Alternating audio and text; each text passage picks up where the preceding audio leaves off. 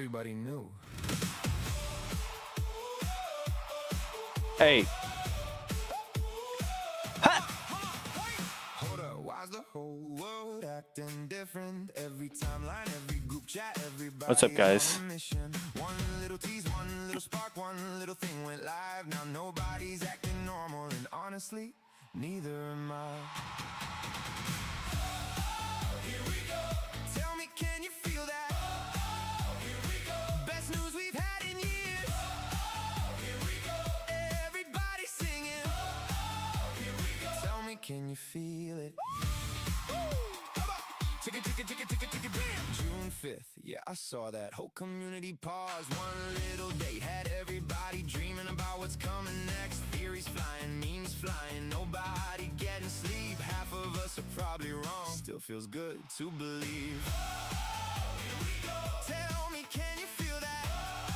Here we go. Best news we've had in years. Here we go. Everybody singing. Here we go. Tell me, can you feel it? Maybe it's bigger, maybe it's not. Maybe we're all getting carried away. Maybe we are, maybe we aren't. Still gonna celebrate today.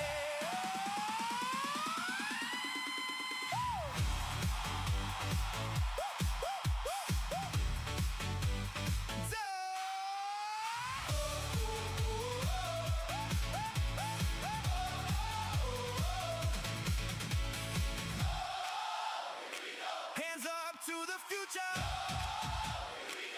Everybody smiling. Tell me you can feel Oh man, I'm tired. everybody knew. All right. Oh crap, I did not realize that this was going on. Okay, guys, how's it going? There's a bit of news we got going on. I wanted to go through all of the Guild Wars 3 news with you guys. Guild Wars. Let's see if Guild Wars 3 has anything. Hello? Why is there not a Guild Wars 3? What are you talking about? Come on. Are you serious? What? Play Guild Wars 3. Ay, ay, ay. They named their account Play Guild Wars 3. Ugh, no. It's supposed to be at Play Guild Wars 3, and then this needs to be Guild Wars 3 as the name. That's how you do it. All right. Is there any update on here, actually?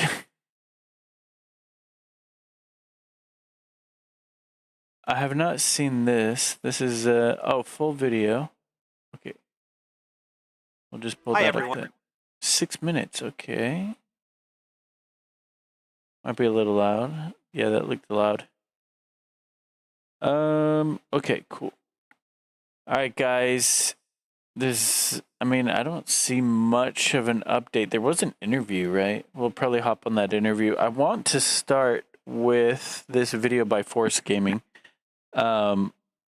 Force Gaming has always been one of my favorite channels for MMORPG news. Highly, highly recommend hopping on here and giving him a follow. But, obviously he posted a Guild Wars 3 specific video. It's 21 minutes, which is kind of crazy. So let's just get started. I want to see what he says about it. Yeah.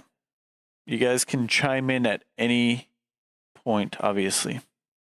Okay. So last week we had the festivities of Summer Games Fest, which is basically Christmas for gamers, an entire week of new game announcements, updates, and overall general celebration of our favorite hobby. And honestly, this year's event was fantastic. Like, looking at this it was list really of good. games has me pumped for the upcoming I year watched in quite a few gaming. after as There's well. tons of stuff on here that I just can't wait to dive into and talk more about, which I'll likely do in other videos in the coming weeks here. Yeah. But man, hands down, without question, the number one most exciting thing for me on this list. I'm is guessing. freaking Guild Wars 3, dude. Are you serious?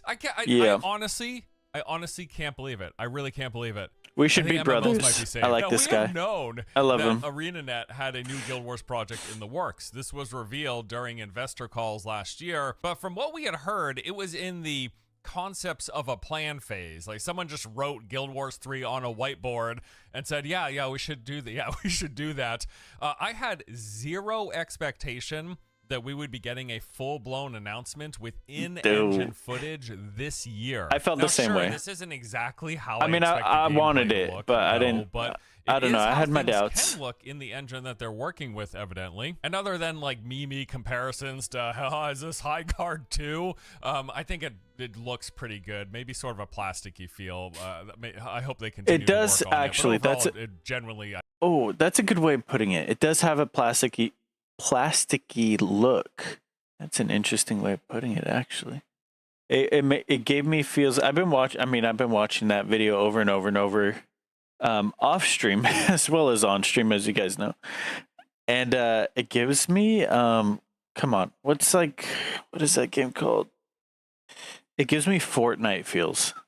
The looks, especially when he's running up the wall. It looks very much like Fortnite. Not a huge, and I actually remember hearing that people that were complaining about the art or the appearance of the game. I did not recognize any issue up until only like maybe today or yesterday, where I noticed that it did look what he described. I couldn't put it in words, but plasticky, and like similar to Fortnite as in looks. Which I agree I don't necessarily want. I mean, when it releases, I'm not going to care I don't think I would care. I would just be excited to play the game. But yeah, I mean, I'm not a fan of Fortnite, and its style just feels tainted. If any other, you know what I mean? Like if you don't like Fortnite and another game looks like Fortnite, it's kind of doesn't sit well with you, if that makes sense. I don't know. We're over analyzing this. My apologies. It looks visually appealing, but yeah, dude, I had no expectation that we would be getting this game this year announced. I really did not. Let alone the fact that with the game's reveal, they also announced that they're going to be beta testing in the fall of 2027. The fact that they had a date for that still surprises me. And again, honest to God, I don't think I was expecting to get to play Guild Wars 3, assuming it even existed before it was announced, until like 2030 at the earliest. So I am beyond surprised, but also incredibly excited. It's a great feeling. This is awesome. As I've mentioned over the years, Guild Wars 2 has remained one of my top 5 favorite MMOs. And he talks about it like very often. If you watch his MMORPG update videos, he talks about Guild Wars all the time. In fact, I'd probably even put it in the top 3 along with World of Warcraft and Elder Scrolls Online. They are the traditional MMORPGs that I've most consistently come back to over the years to check out updates. So having a new installment for one of my favorite games in my all-time favorite genres, it's like Christmas for gamers. Yeah. It's at least Christmas for me, I'll tell you that much. Hey there, Force from the future here. So after I'd already basically put this video together and we were about to publish it, I'd done a couple posts online, and also while I was live streaming, I kept getting questions like, how can you actually be excited about this? The genre is so cooked. Like, are we not still super pessimistic about every new MMO that gets announced, given how it's gone for so long? And this was my response to that. And this is my response to that. People were like, well, why are you excited for MMOs? They all suck. Listen. This is coming from ArenaNet, and ArenaNet is one of the few companies who did make an MMO that was successful, withstood the test of time, and that I still like playing today. So of all of the developers, this... Oh, crap. Maybe I can't watch it in full quality. My internet's terrible. 1080. That I still like playing today. So of all of the developers... this is one of the handful that I'll be like, yes, I am fully excited, leaning more positive than I am skeptical. Because Guild Wars 2 is fucking awesome. I still think it's a great game. WoW, ESO, and Guild Wars 2. These are the 3 bigger, like, traditional ESO that I still come. Is ESO really that good? Come on. Anybody? ESO? I keep hearing that people post on my MMORPG posts on X, and they always talk about ESO. I had no idea. I mean, I briefly played it. I'd have to check how much time I have, but maybe I don't know, maybe 3 hours. I don't know. Something very minuscule. Back to every single year. So if I'm going to be excited about anyone making a new MMO, it's going to be Blizzard. Well, and ZeniMax Online Studios. Unfortunately, Blizzard refuses to make an MMORPG ever again. ZeniMax Online Studios spent 7 years making a new MMO, but Microsoft canceled it last year. And ArenaNet, they're taking a shot. So yeah, you bet your ass I'm excited, dude. Yeah. You bet your ass I'm excited. All right, so what exactly do we know about Guild Wars 3 thus What far? Well, we've got some basic information about what they're putting together. Some of this comes from the official website, Steam page, and press releases, and I will touch on those things, but really a lot of the good info came from an IGN interview where ArenaNet studio head Colin Johansson shared some details about the game. Now, one big important thing that they've discussed in several instances. I did not see that video, by the way. Is going to be a fair bit different than Guild Wars 2. Now, it's of course sharing the same world, the same lore, and much of the same DNA, but enough will be different that trying to pause it. Oh god, sorry guys. I mean, before it was announced, I think we talked about this. Like, it has to be unique. It has to be completely different. Because a big part of the doubt for even Guild Wars 3 even existing, as far as like me and my community like chatter about it, is that Guild Wars 2 feels still like an MMORPG that's current. Like, it doesn't feel like an old game. I mean, there's aspects of it that feel old and a lot of like fine tuning and things like that, but it feels like a modern MMO, right? It feels like a modern MMORPG, and so that was a big reason. That was a big reason why I even had doubts that they would come out with a Guild Wars 3. But in their what was it? In their like Guild Wars 2 and 3 update video where they sat together and they were talking about updates and more details on things. I think in there they mentioned something that was important, and I forgot my train of thought. Yep, there it goes. Yeah, what was I talking about? Let's go on. You may still want to play both games. We start with player problems, and we make MMORPG. Oh, there we go. Yes, he's literally bringing up the same thing. So he talked about how when they made Guild Wars 1, it was to fix the player problems that the MMORPG players were having at the time with other MMOs. And so then they made Guild Wars 1, and then there became more issues in the MMORPG genre. And so then when they came out with Guild Wars 2, it kind of fixed those issues and fulfilled a lot of those complaints that players were having in their other MMO, but also like in the MMO space, MMORPG space in general. And so he literally says, and he might say it here, I don't know, I didn't see this IGN interview. Maybe we should watch this first, I'm not sure. But he said that Guild Wars 3 is following that same trend in their MMORPGs of the Guild Wars series, I guess you would call it. That it's fixing the issues in the MMORPG genre today. And so it's going to be unique. It's going to be completely different. And that's what I couldn't fathom, because all MMORPGs right now are pretty much the same. Like, in a lot of ways, they're very much the same. Same look, same feel. Again, in a lot of ways, they're the same. And so it sounds like, and what they've brought up is that they're changing the game. This is going to be a completely unique experience, and it's going to fix, I don't know what that means, a lot of the issues that are in this genre. RPGs. So we start by asking, what are all the player problems and frustrations in the genre at this time? And back when we were making Guild Wars 1, one of the big ones was that every online game had a subscription fee. So we set out to make a game that would have no subscription fees, that anyone could play as much or as little as they want. And they could. And there's a lot of complaints. People say that that's a lie. It's not a lie. At the time that it launched, it wasn't a free-to-play game. It was a game that you purchased once and then you could play. That's how it started. So you'd purchase the game and then you'd play it forever. And it was kind of like a live service. But then they switched the model so that it's free to play. And then there's like in-game purchases if you wanted cosmetics or if you wanted convenience in the game. But that's their model now. Always play with their friends.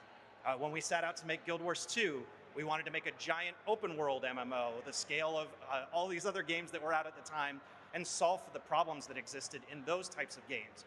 And so we made a world where players don't get put in conflict with one another, where it's easy to play with other players, and other players actually make the game more fun. And starting with those player problems as our core means every one of our games is very, very different. They take place in Tyria, they draw from the same like core lore, but they're on different timelines and they're very different game experiences. I need that shirt, by the way. I need that polo. Different problems in the era of game that we're making it in. In fact, following the announcement, they also released a separate video talking about the future of Guild Wars as a franchise. Yes, and this I did see. So they have got new updates and content planned for Guild Wars 1, some fairly big overhauls that will be coming to Guild Wars 2. 2 is going to be very different moving forward. To continue yearly content updates for Guild Wars 2, even after Guild Wars 3 has released. We wouldn't have got to this moment without the millions of players who've enjoyed Guild Wars and GuildArs 2.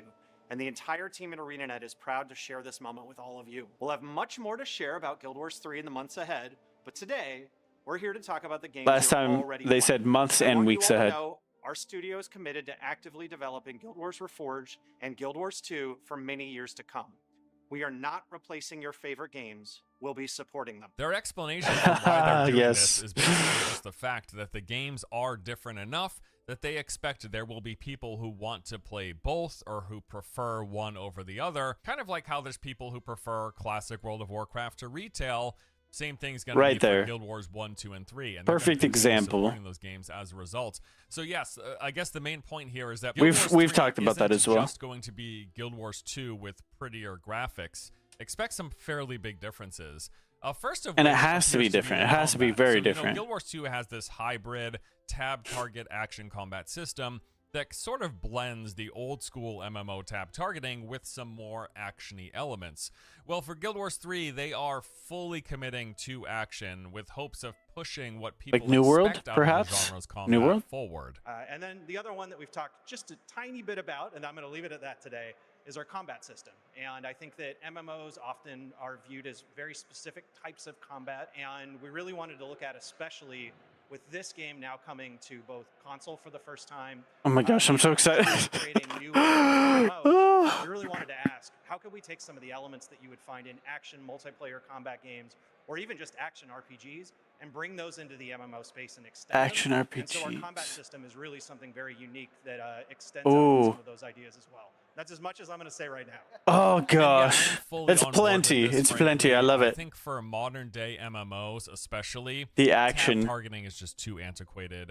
Even though there are things about tab targeting that I really enjoy, like the sheer volume of potential skills that you can have, or the precise targeting of individual targets within large groups of people, there are things about tab target that I love. I mean, my favorite MMO is classic WoW after all, but I feel like the future of the genre is likely action-oriented. My hope really is 100%. to make sure it doesn't feel too spammy. I don't think we've talked about this enough, but yes, I completely agree. I think action combat in an MMORPG is just the way to go. And I'm saying that because one of my more recent favorite MMOs is New World. And New World, in my opinion, is one of the best at action combat. Super fun. I always loved it. Honestly, I stopped playing because my friends stopped playing, and it hurts my heart so bad that I stopped playing. And now, of course, it just wouldn't make sense to go back to it. But Guild Wars 2, like he says, it's kind of this hybrid between the two. but I definitely feel like moving forward, they can't have tab target.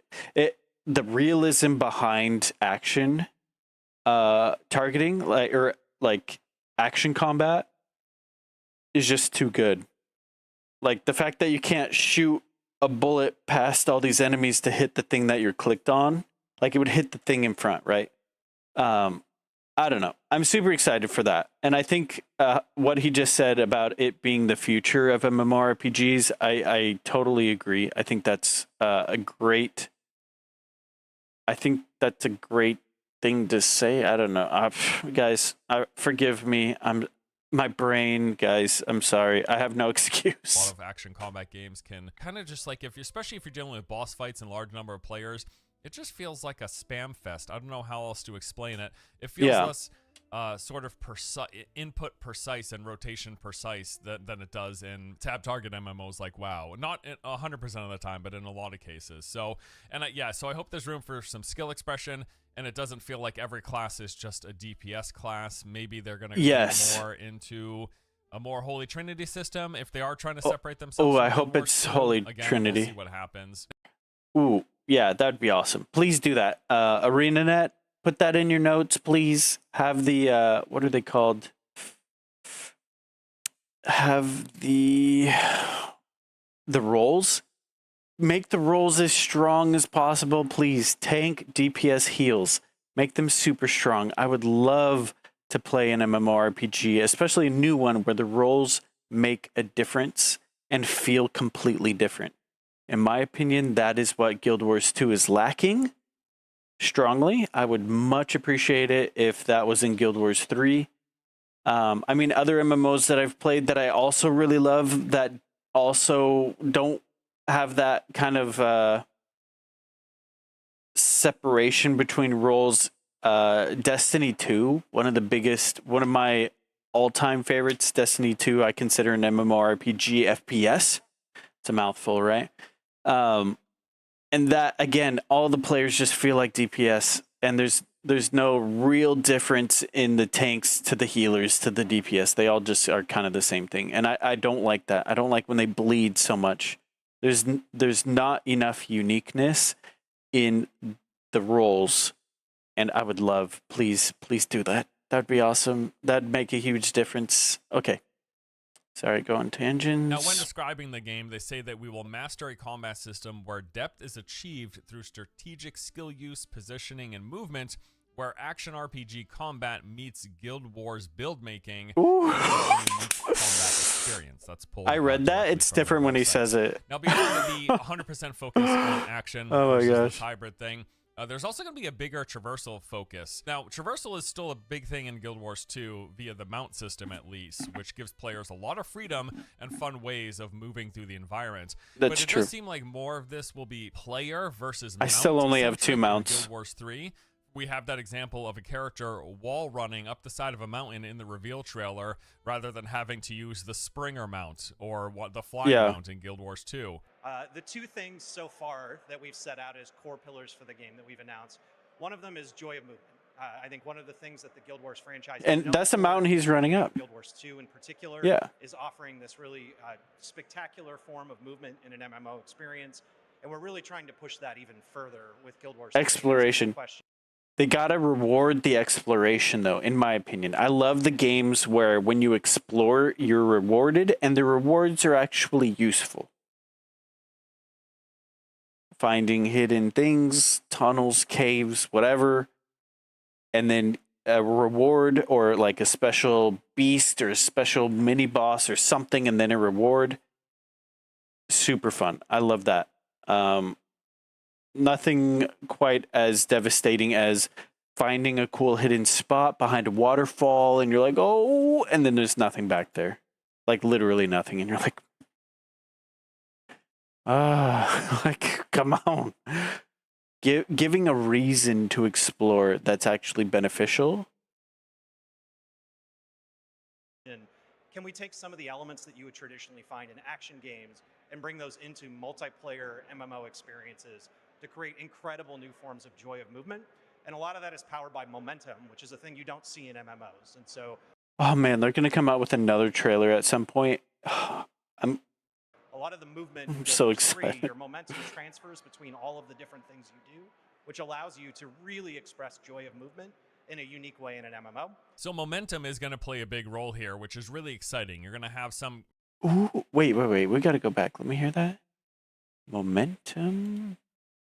And a lot of that is powered by momentum, which is a thing you don't see in MMOs. And so a lot of the movement in Guild Wars 3, your momentum transfers between all of the different things you do, which allows you to really express joy of movement in a unique way in an MMO. So Oh, I listened to that. I did not hear that. Do you know what I mean? Holy crap.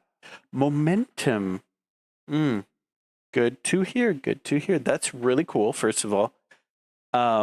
It reminds me of, and we talked about this before, it reminds me of the dragon expansion. I'm going blank, but the World of Warcraft dragon expansion, when they had the dragon flight and you had to use momentum, you had to like fly down to build up and then kind of like shoot off, and that's how far your mount would go before, like, eventually your mount would just land and you had to like walk, right? And to be fair, at the time, I don't know what it's like now, but at the time, I remember the general consensus of people playing that expansion with that mount system, that flying system, everybody loved it. Everybody thought it was awesome. It gives you the ability to, get where you need to go quickly, but at the same time, it's almost like a mini game, and it's not like you could just fly anywhere as fast as you want, as high as you want, and you're just skipping all this world exploring, and it's just brainless flying. Like, it really keeps that exploration and then gives you that kind of mini game trying to get yourself to go as far as you can, Yeah, that sounds very nice. I can't believe I missed that. I'm glad he pointed that out to me. Momentum is going to play a big role here, which is really exciting. You're going to have some method of picking up speed and then carrying that momentum, carrying that speed into other actions that you do for navigating this play space. And this kind of reminds me of how it works in Dune Awakening. So you can do like the grapple hook onto a ledge, and if your character clears that ledge, you take all of that grapple speed that you built up, and then you can use that with your grav belt to just soar through the sky, and it creates just like super fun traversal. That's one of the best parts about Dune Awakening, is the traversal system. Never played it. I wouldn't know. There's several other abilities that kind of play into this momentum-based moving through the landscape. So yeah, I would love to see that in more games, systems like that, momentum-based movements where you can carry momentum around. That sounds great. And they go on further on the website to talk about this, saying you can glide, ride, leap, and wall run across Or is the place that we're playing in, with a one-of-a-kind movement system that transfers your momentum between modes of travel, providing a free-form joy of movement through a world alive with adventure. Awesome. Sounds great. Fun movement in games with big worlds to explore just adds to the whole experience. So great. Yeah. Awesome. Also, interestingly, on the Guild Wars 3 website, they make mention of skill collection, which is really exciting. So this... What is Guild Wars 3? Guild Wars 3 is an action-adventure MMORPG, a modern evolution of the genre that blends rich action combat, character building, and skill collection. Set in the enchanting frontier of Or. Skill collection? This was a big thing in the first Guild Wars. As you played through the game, you would pick up skills, the vendors would sell them to you, and then those skills would be ones that you could use for your character. But most interestingly was how they did elite skills, that they actually required you to go out into the open world and take on some challenge, usually just some difficult boss fight, and then you could get that boss's skills and use them on your character. So I don't know, say you fought some necromancer who could summon a skeleton out in the world. If you wanted to summon that skeleton, you would have to, with a group of players, go kill the necromancer and then capture the summon skeleton ability, which then you could use it. And I think this is just an interesting way of just doing skills in MMOs. I think it's really cool. It's really well done. It's been a very long time since I played the first Guild Wars, and I don't have the clearest of memories of exactly how the system works. That would be awesome. Because it's a really interesting system. Just conceptually. It's a perfect time for a revisit. There's a boss that leaps up. I need to play it for the first time. I want that ability. let's get a group, let's kill Let's the go. boss, let's Let's go capture the kill this ability, guy. now I can do the earthquake, you know? So it's cool. Looks like skill capture is coming and making a return from Guild Wars 1 into Guild Wars 3. Now, in terms of the game setting, I think something that's really interesting here is that this is going back in time. So as mentioned, it takes place Guild in Wars Ore. 3 That's is before Guild the Wars place based 1. the world that we're going to be in. But it's over 1,200 years before the events of Guild Wars 1. It's a and lot of just years. before the very first Guild War broke out, and I guess before one of the gods was disposed. That's above my head. And we see this as a really incredible opportunity to go back to a place in our world that there isn't a lot of written history about, but what there is incredibly interesting. And there are a huge amount of the mysteries and the stories behind the entire concept of Guild Wars all originate from this timeline. So this place will be familiar for people who have enjoyed Guild Wars games, but there's so much unknown about this time period that it's going to let the developers do a lot of different things. And I also like the idea of going back in time to a more rooted, grounded fantasy setting, presumably, with less of the future tech that we have in, say, Guild Wars 2.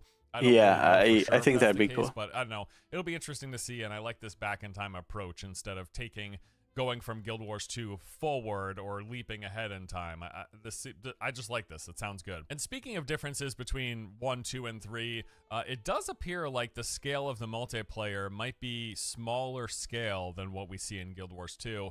From a recent PC Gamer article, it does sound like Guild Wars 3 might be going more in the shared world direction versus the large scale hundreds of players on screen like you see in, say, Guild Wars 2 world bosses. So in this written article, we have this quote. I can't reveal too much because Guild Wars 3 is still under development, but there is a directional difference. Aeon 2 focuses more on massive numbers of players like RVR, Realm vs. Realm, more users the more fun, whereas Guild Wars 3 is more about segments of small groups playing that makes the gameplay more fun. That's all I can say at the moment. Now, it's worth noting that this quote came from someone associated with with Aeon 2 and not Guild Wars 3, but because they're under the same umbrella company, they're owned by the same company. I believe they just have knowledge of what Guild Wars 3 is making. The reason I add that caveat is this is not directly from ArenaNet or a developer of ArenaNet on Guild Wars 3, as far as I could tell from the article. So this may or may not actually be the case in terms of the scale and the scope of the multiplayer in the game. We'll have to see. Although I will add, like, it is cool to see the hundreds of players while you're fighting world bosses in Guild Wars 2, but it's not like a pivotal thing for me necessarily.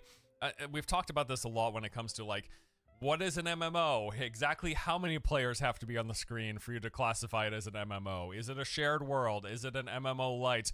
Where are the thresholds where you move from one genre definition to another? I don't really know. I guess really what's most important to me is that the world feels alive. I don't need to see 200 people rendered on my screen to feel like I'm in a living, breathing world. But you got to see some people, like, walking by and while I'm exploring, and I need to not be broken of the immersion of that play space where players are vanishing and reappearing. Unless they're rogues going into stealth, I don't want that happening. I don't want to be phasing out of instances while I'm in the middle of, like, taking on a mini boss in the world with 2 other random people that I came across. I don't want to. I don't want that spell broken. You know what I mean? But, like, the exact 100%, of the number of people that I can see at any given time, that's not really important to me. I want larger scale things, you know? I would like to see still maybe a big world versus world PvP like they do in I was Guild just Wars going to 2, say world like versus world in Guild Wars like 3. was done in Dark Age of Camelot. But it doesn't have to be thousands of players. Oh my gosh. What did I push? What the? Hey, what's up? Milmal. Wait, what? Why can't I say your name? What's up, Mel? Massively is the key word here. Yeah, that's true. Really have to be hundreds of or like was done in Dark Age of Camelot. But it doesn't have to be thousands of players. It doesn't even really have to be hundreds of players. But 50 to 100 in some of the bigger content. Still maybe a big world versus world. 2 other random people. Yeah, Number of people that world versus world was what I was thinking of. That'd be cool. Like a siege style. Scale things, you know. I would like to see. I like that Guild Wars 2 has a variety of that. You can play like the smaller like matchmaking kind of PvP, but then you also have world versus world, which is like the larger siege battles and guild versus guilds. type of thing. I don't know. I like that there's a variety. But Still obviously maybe we don't a know big anything. World versus world PvP like they do in Guild Wars 2, or like is done in ESO, or like was done in Dark Age of Camelot. But it doesn't have to be thousands of players. It doesn't even really have to be hundreds of players. But 50 to 100. I'm very excited to see what they will bring to Guild Wars 3. No, 100%. Yeah, same here. Hey, what's up? Eliandria. That's right. How's it going, Eliandria? Good to see you. Good to see you. We're just chit-chatting and watching this video about Guild Wars 3 here. Yeah, like I said, I highly recommend giving, what's his name? Force Gaming. That's right. Force Gaming a follow. His MMORPG, it's his favorite genre, so he covers it as much as he can. And he's just so thorough. And he brings up things that I don't think about. So it's really nice for me. But how's it going, Eliandria? How are you as well, Mel? Are you guys signed up for the beta yet? To be honest, I haven't signed up for the beta. I haven't started the sign up for it, but I mean, I think we got time. It's like, I think he said it was like 15 months away. So, it's a while. Ugh. 2 in the morning, not too bad, not too bad. In some of the bigger content in the game, I would personally still love that. Again, though, I'm not. This wasn't the Guild Wars developers. This wasn't ArenaNet that gave that quote. So it was just someone associated with the company that apparently knows about what they're building. I don't know though. We'll take or leave that section. But back to officially confirmed. It's been a crazy week in the Guild Wars community. I have to sign up to the beta and the newsletter. I will be first in the door. Yeah, seriously. You're like busting through the door. Let me in. Oh man, I can't.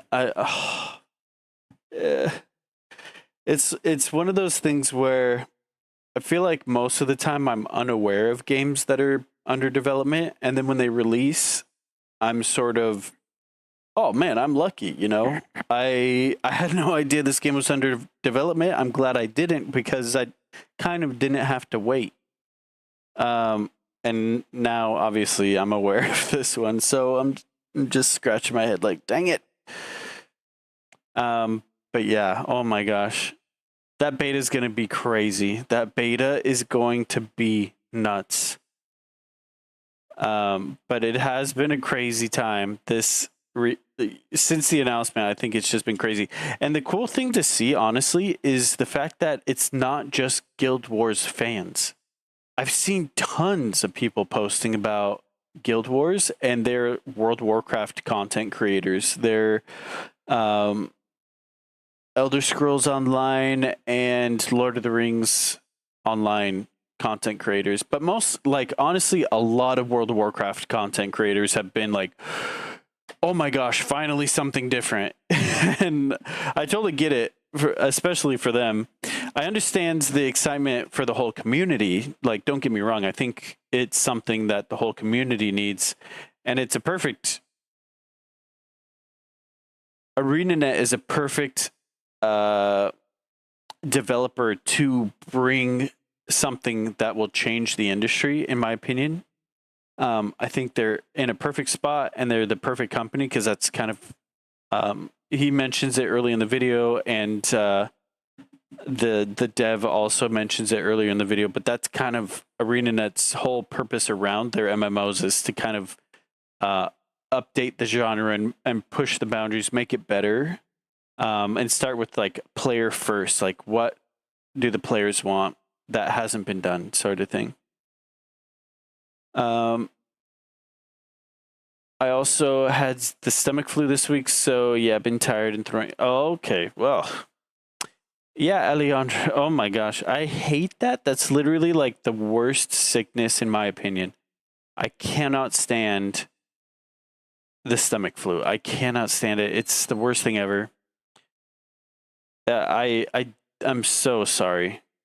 Yeah, I'm so sorry. I got food poisoning as well before, and it's awful. It's awful. It's literally my least favorite illness. If I had to pick an illness that was my top favorite and least favorite, that would be my least favorite so far, 100%. Yeah. Things, monetization. It seems highly likely that they're going to be following probably exactly in the Free to footsteps play. of what they've done with Guild Wars 2 here in this Free to instance. play. At least they appear to be wanting to avoid subscriptions and battle passes. Yeah. Yeah, they're going to do, in my opinion, they'll do the free to play, they'll do cosmetics and what's the other one? Cosmetics and convenience. Things that make the game easier and more convenient, that sort of thing. Because in that way, more players can play. And if they don't want to invest any money into it, they don't have to. They can still play. 100%. So yeah, I have been sleeping like 14 hours minimum each day. Holy crap. How long have you been sick? I mean, 14 hours a day, it's not worth the sickness. But 14 hours a day without the sickness definitely sounds nice. But obviously that's not the case. 5 days? You've gone to the doctor, right? You've gone to the hospital? At least had it checked?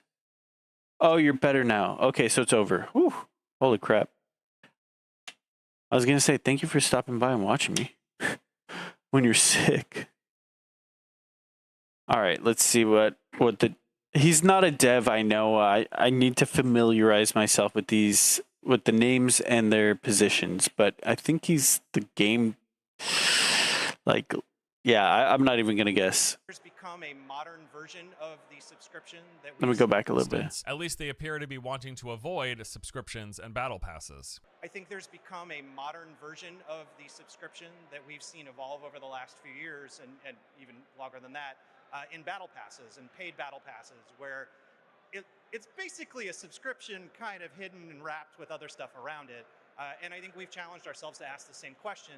Can we make a game like this that doesn't have a subscription fee and doesn't have a battle pass fee buried in it as well? Because we think players are sick of those two.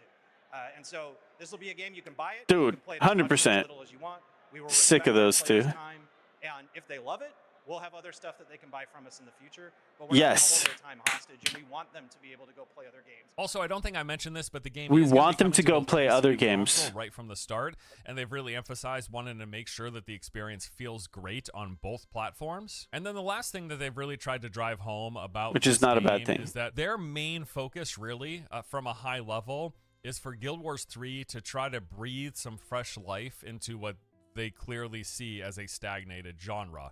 Which, Yes. of course, yes, all fans of MMOs will agree with that. We feel Yeah. like right now, the genre that we make our game in the MMO genre, and we've consistently heard this from all of you too, that you feel like this genre is ready for something new, that it is stagnated. Oh, that we've all been playing 100%. the same games for the most part for over a decade, and I think this is when ArenaNet's at its best, when we challenge ourselves and say, let's go solve for the problems and innovate. And it's risky. It's a challenging thing to do. We could trip and fall flat on our face by trying to invent new ideas and then wrap our game around those. But I don't think game genres move forward unless people are willing to do that. And so we are going to fearlessly charge forward and try a bunch of new ideas. And we really hope people love them, and we're going to find out over the next couple of years. They go on to say in the Over press the next release, couple our of years. goal Okay, for okay. Guild Wars That's... 3 is to push Whew. Every time he says anything like, we're going to, figure that out over the next couple of years, it makes me think, oh, wait, is it like how long until the game releases? Oh, yeah, a couple of years could include the time after the game was released. He's the game director for Guild Wars 3. Yeah, I think that's right. Yeah. He's the game director. The other guy was something else, but they're both not just developers. If I remember correctly, was he the guy? Actually, I don't think so. There was a guy that they did a live stream of an event that I was a part of, and then one of the guys that developed the event was there.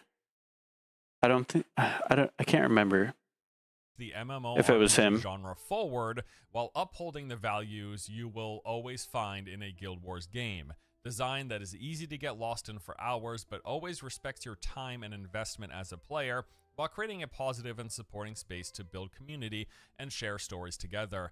And I think that last line, those last two lines, really drive home what I've loved about Guild Wars 2. It is one of the MMOs I keep coming back to year after year. I think because it respects your time, because you carry over your progress, because they do that horizontal progression. Some people absolutely hate it. I don't. It's the reason I keep playing and keep coming back to Guild Wars 2. I still like MMOs with vertical progression. I still play classic WoW. I still jump in and check out retail. I still play ESO. That's how I feel. Like, they're just ESO different. is kind of like They're both good. Horizontal, it's like a mix, because at one point you get to a gear level where you're pretty much good, but there's still higher tier gear that you could get, which I guess is kind of like how it works in Guild Wars 2. That's actually a question. Would we classify ESO as vertical or horizontal? Because for me, it's always kind of been but whatever. I'm not playing at Pinnacle content either, so what do I know? Either way, I am honestly over the moon. It's still early days. We don't know a lot. Pretty much don't know much of anything really about the game. But man, with how much I love Guild Wars 2, my expectations are indeed sky high. Even more so, I think, because the MMO genre has been in such a rough state in recent years, just in terms of new games coming out. All of the behemoths, they're still trucking along. They're still getting early updates, and that's great. I still play all of those games, Guild Wars 2 included. But getting new games in the genre, and ones that have a chance of sticking around, it's just been quite a while since that's really happened. And the fact that Guild Wars 2 is getting a sequel, and Guild Wars 2 is one of those MMOs that stuck around, that still gets yearly updates, and that I still play every year, them making the next thing, it's exciting. I can't wait to. Yeah. MMOs are back, baby. Let's go. All right, I'm sure I'll cover MMOs this are game more in the back. future. That's all for this video, though. Stay tuned. Let me know what you guys think. Are you excited for Guild Wars 3? Do you refuse to get excited about MMOs, which I wouldn't blame you ever again in the future? I'm pumped, man. I'm pumped. I'm going to jump back into Guild Wars 2 probably now this week just to get a nice refresher. I actually already jumped back in earlier this year, but I'll jump back in again. And maybe it's time I finally revisit Guild Wars 1, because I think getting refamiliarized with that skill capture system could be a lot of fun. Anywho, I'm going to stop rambling. I'll see you guys later. Thanks. Dude. I definitely, I mean, that's one thing why am I saying I so much? That's one thing I was pretty excited about. The fact that we have time between now and then, we're going to get news updates. We're going to get a bunch of exciting things coming out about Guild Wars 3. But at the same time, it gives us enough time, especially for people like me, to finish the story of Guild Wars 2 and even get into Guild Wars 1 and give that a shot and to go into that and maybe learn some of the lore or some of the mechanics like he's talking about, where you'd have to kill a boss sort of thing to get that skill. All of that sounds really good. So it's kind of, obviously I'm excited for Guild Wars 3. I'd love if it was a beta coming out instead of next fall. If the beta was coming out this fall, I would be over the moon. But at the same time, I'm so excited to really dig into the two games that they have right now. So definitely kind of a double excited situation there, if that makes any sense, which I know it doesn't. Here's the link to that video. I'll send it in both chats, but highly, highly recommend, like I said, giving Force Gaming a follow. I wish he was more active on X. He's not super active. He does have an X, but yeah, this I love his MMORPG content. It's so good. ArenaNet said the last Q&A for Guild Wars 2 that they did see a big surge of players coming, both veteran and new, coming in and playing now. Yeah, they said, I actually posted it on my X account. Like as they said it, I was posting updates from that Q&A. Let me see.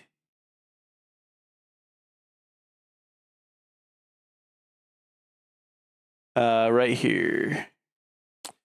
ArenaNet has seen a 40% increase in active Guild Wars 2 players since the Guild Wars 3 announcement 3 days ago. So 40% increase, which is huge. You have your normal player base, and then almost half of that has just like popped up. And if you've noticed, And I mean, maybe I notice more than you guys. Wait, not my channel. What am I doing? Oh, back to Twitch. Check this out. The Guild Wars 2 category. I mean, it's low. It's fairly low right now. It's a 1.4 thousand right now, which probably in general is higher than it normally is at this time. I've seen it like normally at low peaks, it'll be at like 700 to 800 people viewing. But this earlier today was at 8,000, which is like that's a lot. 8,000 people watching on Twitch, which is a huge increase from what I normally see. So like there's people watching. There's people watching, wanting to see the game.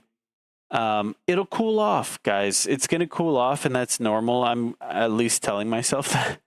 I'm expecting it to cool off, and that's totally fine. But I'm gonna be here for the Guild Wars 3 news, the Guild Wars 2 news, and any of the Guild Wars 1 news, I guess. I'm gonna have to get more involved with Guild Wars Reforged for sure, moving forward. But I mean, there's been just such an awakening. I guess you could call it that. There's been such an awakening for the Guild Wars games. Let's see what Guild Wars Reforged is at.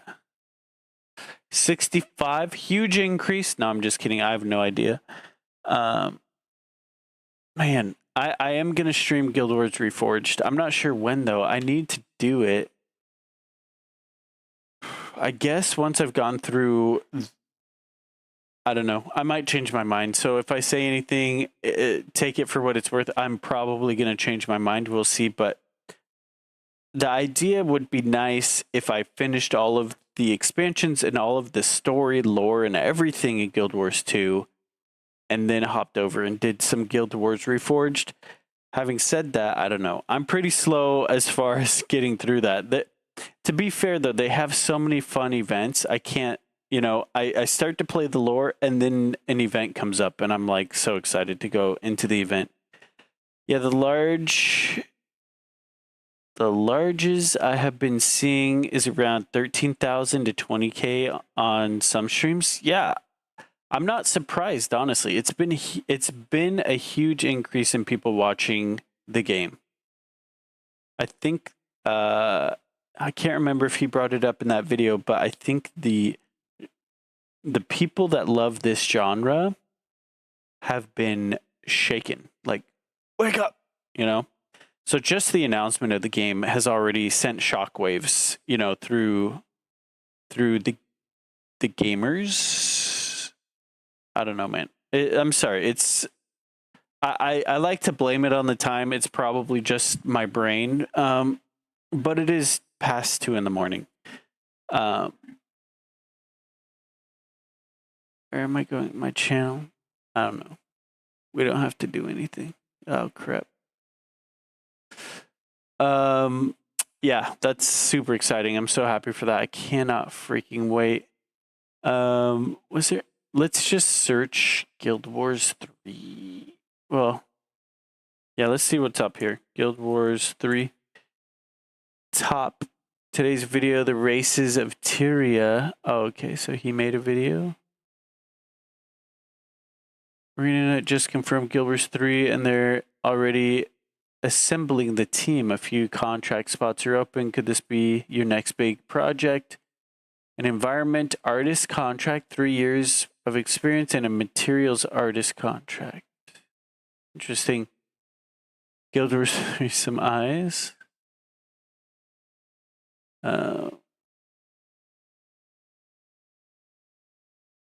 Yeah, I don't think there's anything major. Oh, freak. Yeah, that's right. Wait. This. Okay, so they did post this. How long ago did they post this? June 11th. So, I mean, technically 2 days ago, but we just passed the new day. So it could have been like a day ago or something.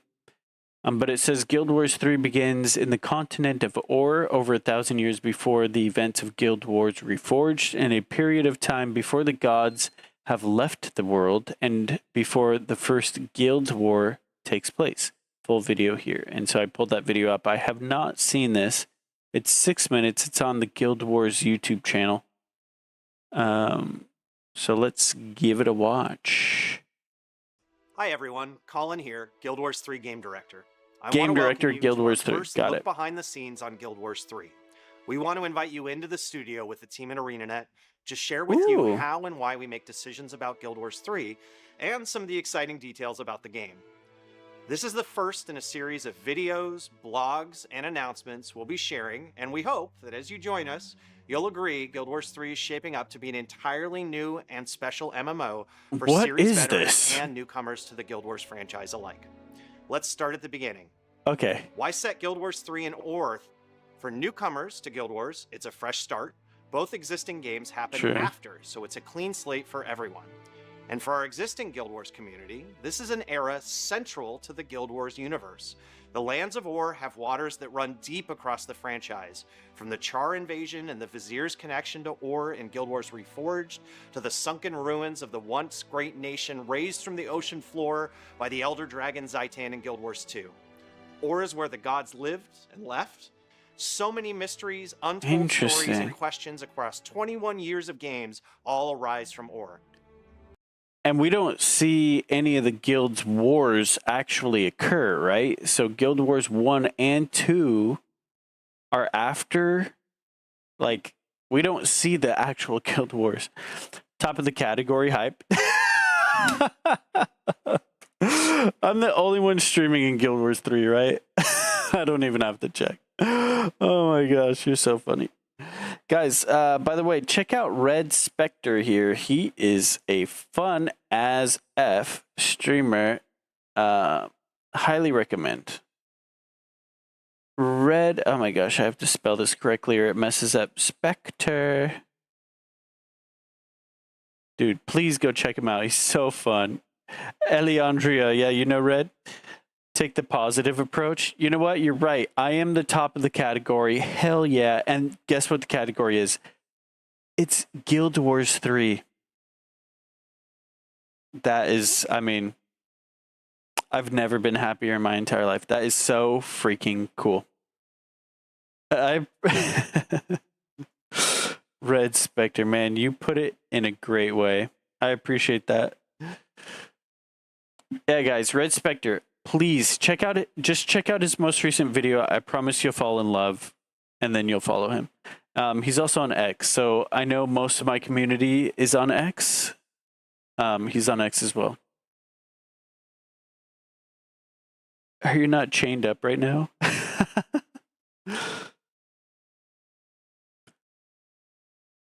I'm getting back to being chained. Oh, okay. He just unchained maybe a shackle, sent the message, and then getting back in there. We know for our existing Guild Wars fans, the opportunity to explore these formative years, to speculate and theory craft together, they're so smart, to unravel the mysteries long hidden in Tyria's past will be incredibly compelling. But it's not just a chance to experience some of the big stories lost to history.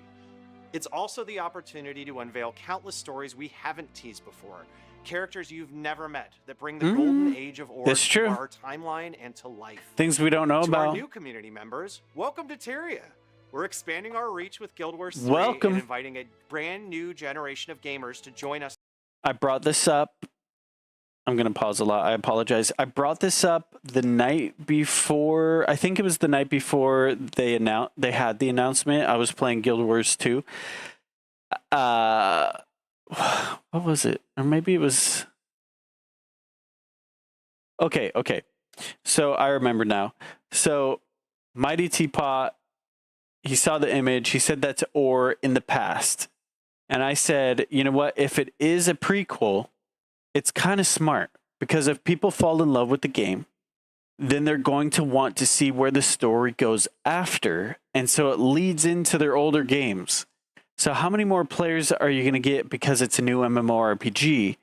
And then the fact that they get hooked on the story, they're going to want to see you know, where does this even take you? Like, what the heck happens after this?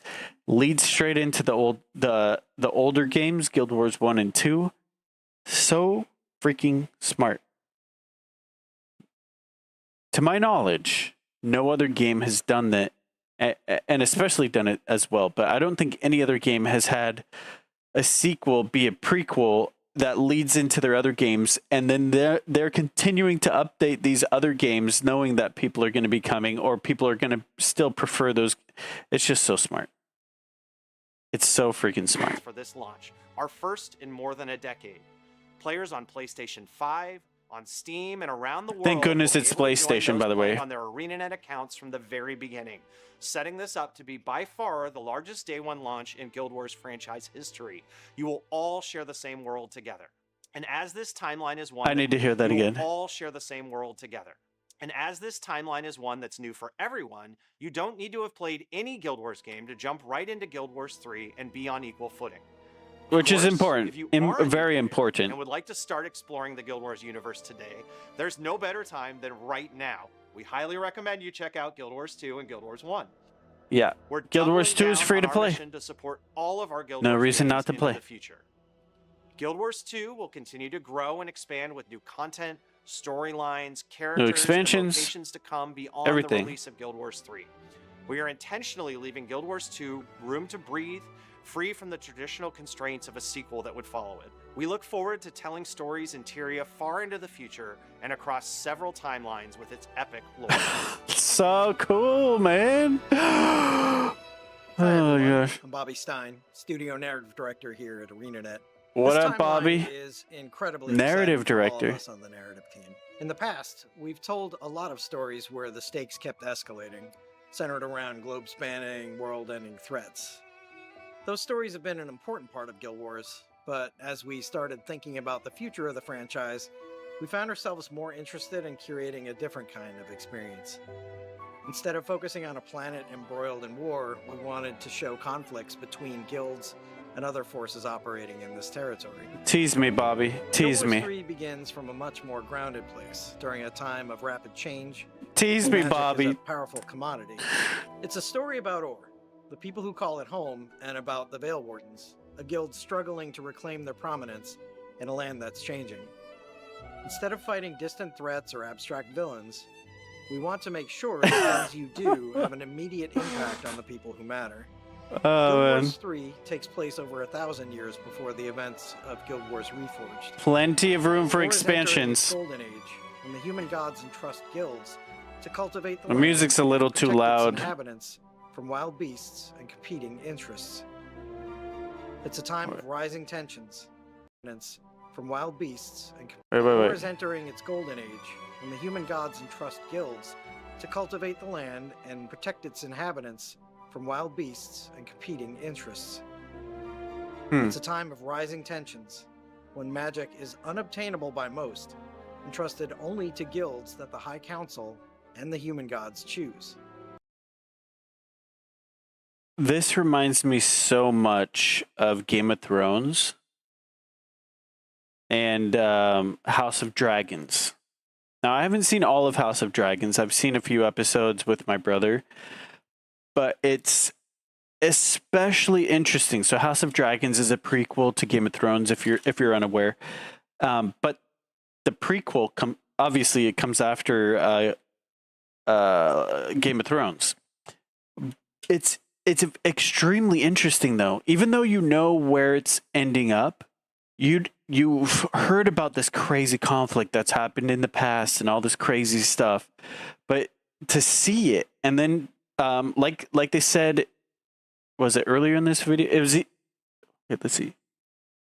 It's either earlier in this video or in the other video where he was talking about. He mentioned that there would be conflicts that you're aware of, like big important key parts, but also bringing characters you've never heard of and other conflicts that you never even could think of that you hadn't heard of, all these other things. And that's exactly how House of Dragons is. Because I have seen Game of Thrones, so I know where it ends, right? I know the ending. I know where it's going.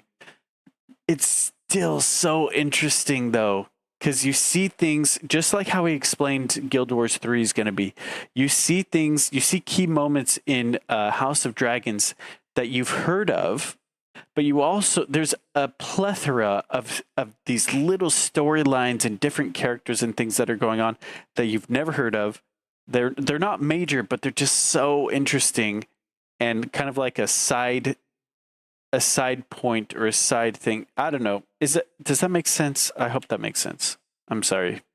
I'm sorry if it doesn't. It's coveted by those who would misuse it, sometimes falling into the wrong hands and leading to disastrous outcomes. Above the dense forests and the wild plains, the shining city of Ra floats majestically against the clouds, visible from every direction. It's a source of comfort to some, and a threat to those who have fallen from divine favor. This has nothing to do with what he's talking about. And to be honest, I should probably go back and listen to what he's saying. But I have this in my mind. It just popped up. I have to say it. The way that they are... the world that we've seen so far for Guild Wars 3, as well as the way that they explain the playability and everything, I don't know. Out of everything that we've seen, I feel like it reminds me heavily of Avatar Frontiers of Pandora. What's that game? The single player game that is fairly recent, maybe 2 years old. Frontiers of Pandora? Yeah, I think so. Avatar Frontiers of Pandora. It gives me that feel. It really does. Just for the record. Okay. I'll stop. Under the city's shadow, and I need to go back. Some from every direction. It's a source of forests in the wild plains, falling into the wrong hands and by those who would misuse it, only to guilds that the High Council and the human gods choose. Okay, I'll pay attention. By those who would misuse it, sometimes falling into the wrong hands and leading to disastrous outcomes. Above the dense forests and the wild plains, the shining city of Ra floats majestically against the clouds. Ra floats. City of Ra floats in the clouds. Some, and a threat to those who have fallen from divine favor. Under the city's shadow, farmers tend land and livestock to sustain a growing population. But rising tensions and unexpected hardships have everyone seeking help. Most turn to the Order of the Veil, the oldest guild on Or, to aid them in their time of need. Order of the Veil. Recent events have caused the Veil Wardens to lapse in their duties. Not out of dereliction, but from exhaustion. There's simply too much land to cover and too few hands to pitch in. We're building a version of Or that's more layered and more detailed, more interconnected than anything we've done before. It's a world that we can continue to build on and evolve in meaningful ways as the game grows, breathing new life into familiar spaces and characters, and giving you more reasons to return.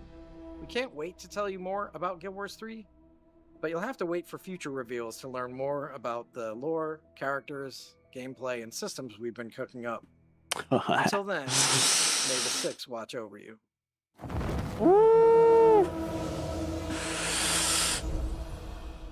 Is that... Oh, that's the end.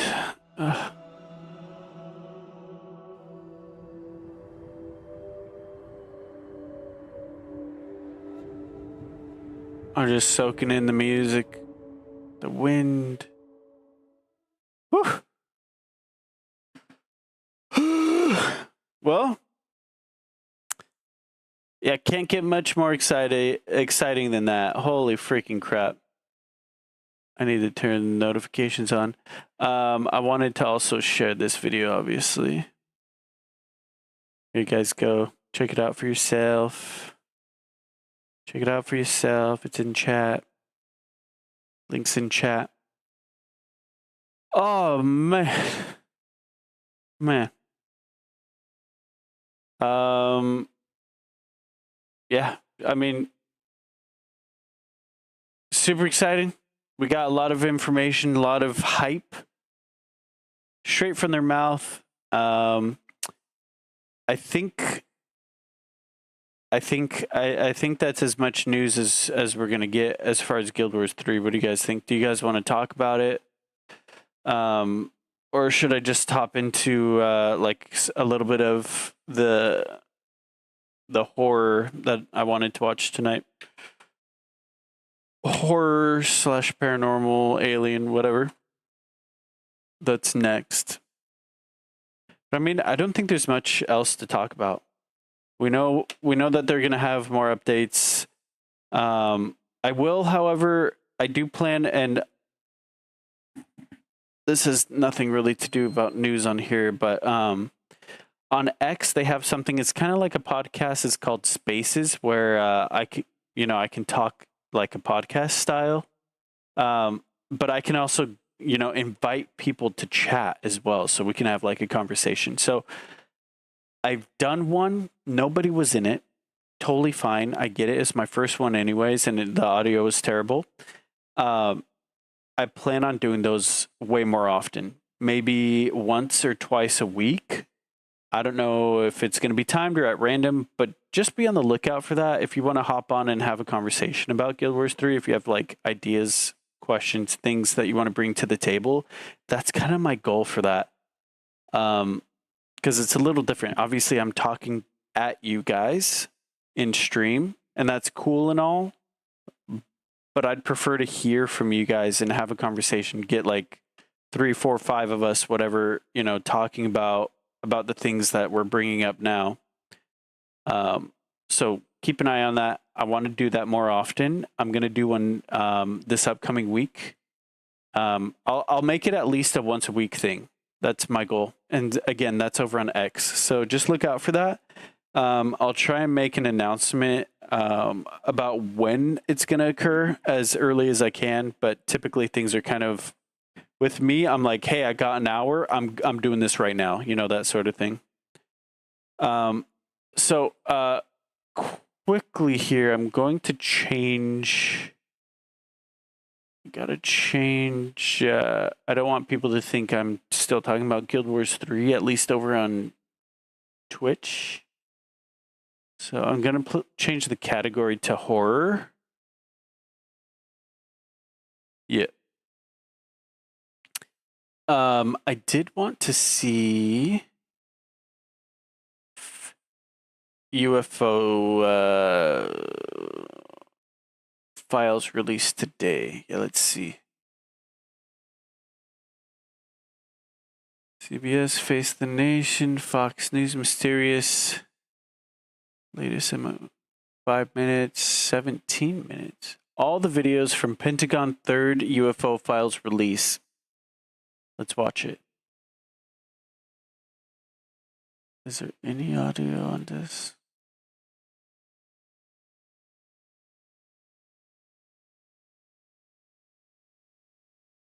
Okay, give it to me. If you're good, I'll like your video and I'll send it in chat. Northeastern US 2021.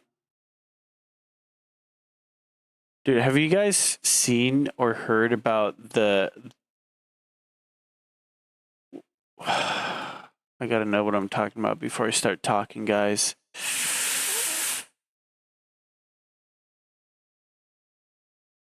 Give me a second. Yes. I'm sorry. Who's the director of Jurassic Park?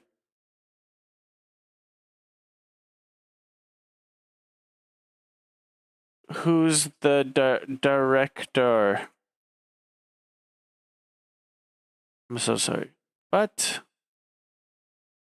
Who directed Jurassic Park? Give it to me, you punk. Steven Spielberg. Okay.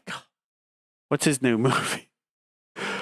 This is how my brain works, guys. I'm so sorry. Just Disclosure Day, right?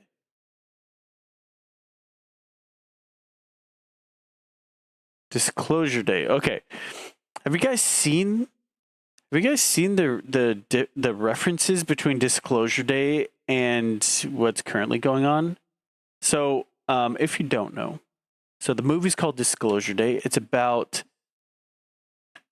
I mean, we could read what it's about, because I don't know how to put it into words, but basically it's like the same thing that's happening right now. It's the government disclosing information about UFOs and aliens to us, right?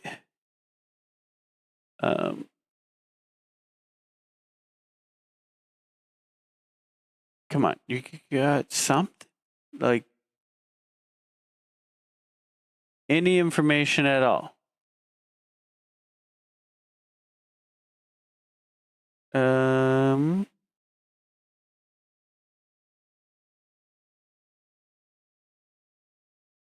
What is Disclosure Day about?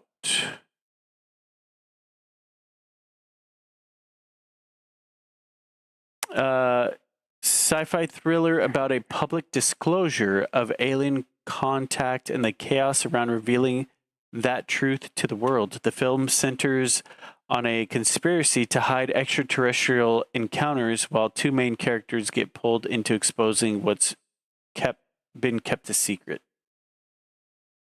And then at the same time as this and all of their advertisements and trailers and such, you have the actual news, the current media talking about disclosure, how the government's disclosure and disclosing this information to us.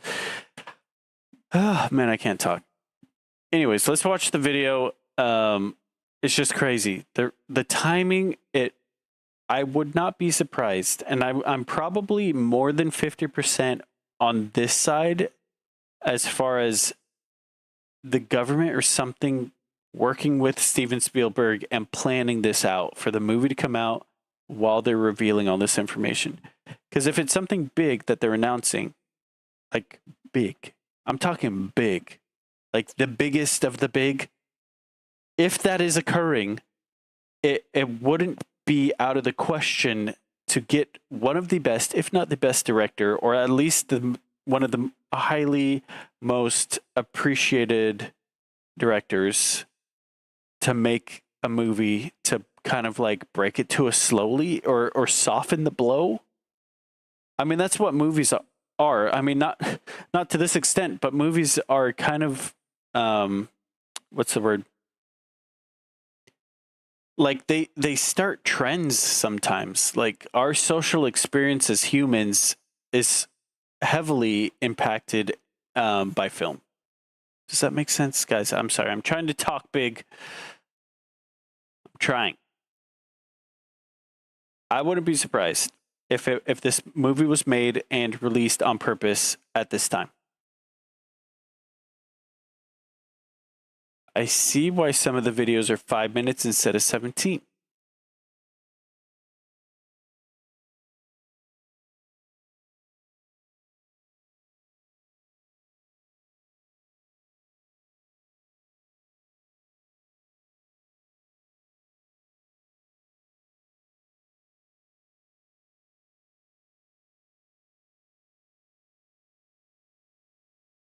Okay, maybe we'll watch the highlights.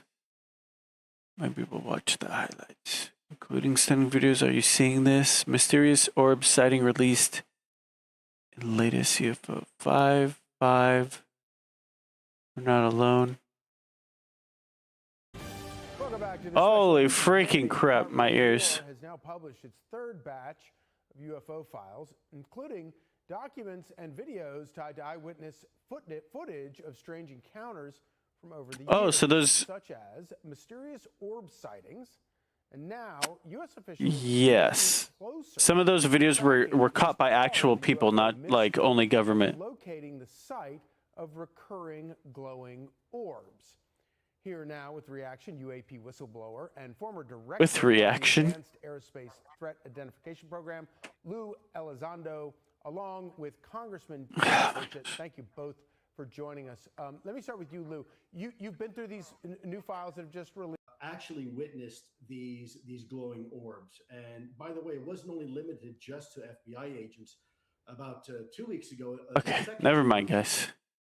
We'll watch the 17-minute. I'll skip through it. We'll do that.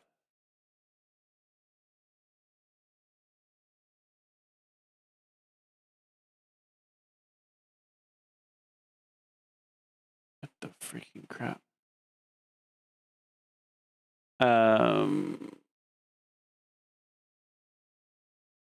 I see this? You start hearing the absolute. Nope, not that. This. So TMZ posted this video. I actually did not watch it with audio. I was reading it. I don't know if they talk. This one is the weirdest one. I don't understand. It looks fake. It looks completely fake. Like, that looks completely fake. Or maybe this is all I need.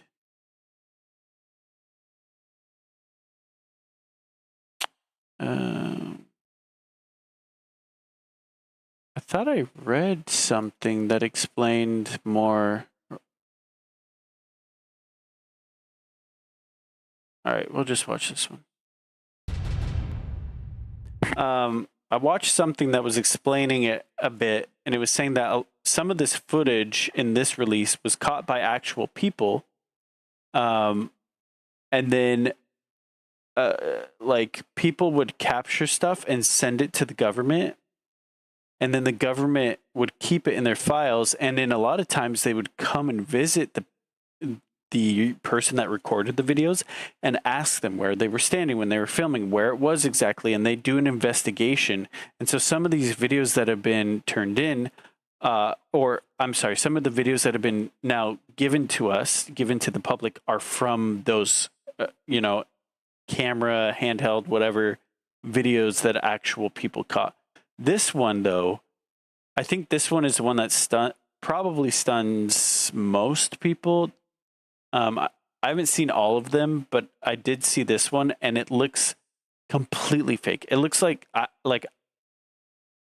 government, it's the Department of War of the United States released this video saying it's UFO. Can you say that's fake? I don't know how to even say that that's fake.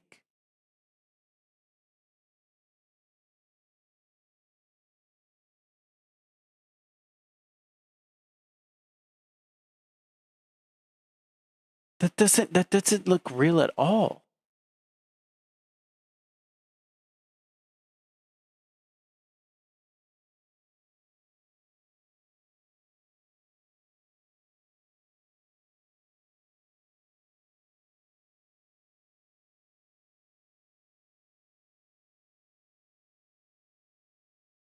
That's an actual UFO sighting.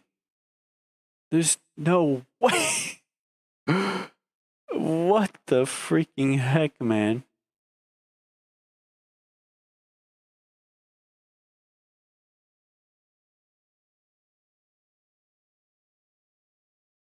Oh.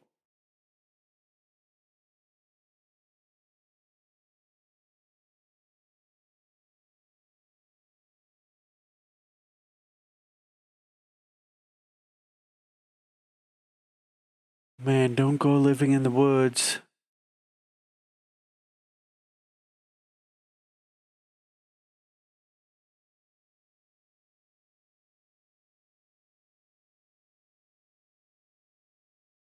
You know what? At the end of this, though, I do want to tell a story. I meant to start with the story. I'll tell you at the end.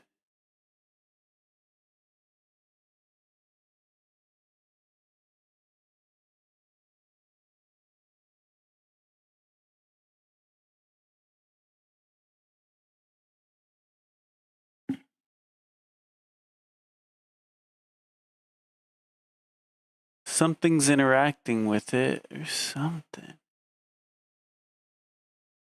Hold it steady. Hold it steady. Oh, there's another one.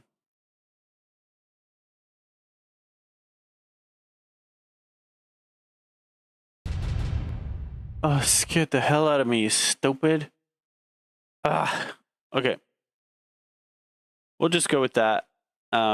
Just because I'm getting tired. As far as the UFO stuff, we're not done. As far as the stream goes, we're not done. interesting. Very, very interesting. I don't know what else to say. That one looks very fake. I don't understand how this can be real. This one is nuts. It's so weird. It is absolutely odd. What?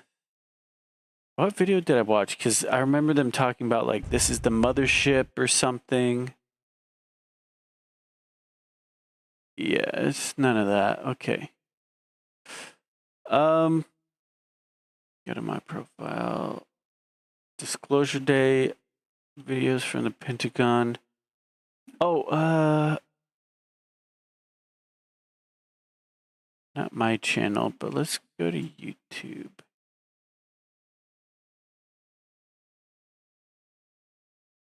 I don't think they care about us. Really? No, I don't think so. How come? Again, we're in very speculative territory because nobody knows. Right. But I would think it would just be for resources. Hey, this place has a lot of stable water. That's useful. Don't you think they would be fascinated stable with water us as though? a We have a lot larger of salt civilization? water. And like I always say, that if we found a planet that had cave people on it, like just starting to learn stone tools and stuff like that, we would for sure be interested in them. We would be so fascinated. And we would probably try to accelerate their learning curve. You think we would? Yeah, definitely. Yeah. Yeah, well, think of what a lot of these jerk-offs have done with, like, uncontacted tribes and stuff like that. We're always trying to intervene and do something with them. You know It's true. Always intervening. No. It's Lucian Shah who wrote the three-body problem and all of those. Oh. Dark forest theory says that if you attain a certain level of technology, the best thing you can do is just be quiet, because the universe is a dark forest, and the first person to stick his head out dies, because you don't want a competitor in your region. So as soon as a culture gets close to some technology that they're on a path to threaten you, you got to take them out. You got to halt their technology. The three-body problem is kind of based on that. That's what they do in the books, and that seems to make a little more sense to me than. Imagine the fact that we're prepping to go set up a station on the moon and prepping for an actual launch with humans involved to Mars. Imagine if that's us pushing it too far and these beings, or whatever this is, that being their sign to, okay, we got to off them. They're getting too close. We don't want competitors. Goodbye. That would be horrible. That would be absolutely horrible. That'd be frightening as hell. Like signs, probably worse. Probably worse than signs, because I don't think water will save us. I would assume. Sort of this altruistic, hey, let's help them, the Star Trek approach. Let's make first contact and all of that. I like, human nature is a tricky thing. We're very selfish. You and I might want to see those people and help them along, but there's a lot of people that would not want a competitor in the neighborhood. Yeah. Yeah, maybe. But what if they don't even think of us as a competitor? What if they're so advanced? Like if they're millions of years advanced? Wouldn't they like, this is the thing that Diana Pasulka and Gary Nolan and a lot of these people that study crashed retrievals, there's a term that they use that these are donations. Right. That these vehicles are donations, and that the idea is we're supposed to look at this and formulate new ideas through reverse engineering. And there's circumstantial evidence that that's true. If you look at Bell Labs and all the crazy discoveries after Roswell, like we're using cathode ray tubes and suddenly transistors are made and silicon semiconductors and wireless transmission, and Bell Labs is all these leaps forward. Fiber optics, laser technology came out of Bell as well. And, the retrieval experts say that fiber optics and lasers for sure is reverse engineered. And it kind of makes a lot of sense because it seemed to have come out of nowhere. Suddenly Bell Labs has it. But it's... That is odd. My question is, where is the stuff? We've got World War II. We go into Korea in 1950, and at the time, Russia had the MiG-15 was basically on par with us. I think we had the F-86 at the time, and MiG might have even been better. So that would have been a great time for some advanced tech. But America did catch up and exceed the Soviets about 51, 52, during Korea, and then has been superior ever since.